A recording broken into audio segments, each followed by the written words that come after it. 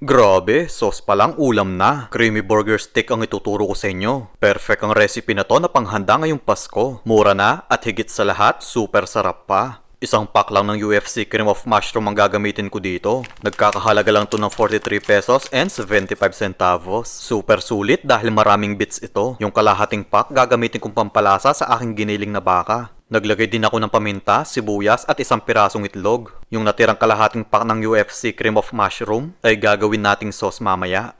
O diba, super sulit talaga dahil may pampalasa ka na tapos may pang sauce ka pa. Pirituhin na natin yung patty. Grabe, ang bango. Naging malasa dahil sa UFC cream of mushroom na nilagay natin kanina. Tunawin natin yung natirang UFC cream of mushroom sa isa't kalahating tasang tubig. Naglagay din ako ng isang kutsarang toyo, pampakulay. Gawin na natin yung burger steak sauce. Gagamit tayo ng UFC mushroom. Bale, igigisa lang natin to. Tapos, ibuwasan natin yung tinunaw na UFC cream of mushroom kanina. Guys, sa recipe na to, 6 hanggang 8 katao na ang mabubusog mo dito. Try nyo na din itong creamy burger steak. Perfect ito ngayong holiday season. Mabibili ang UFC cream of mushroom sa mga supermarkets nationwide.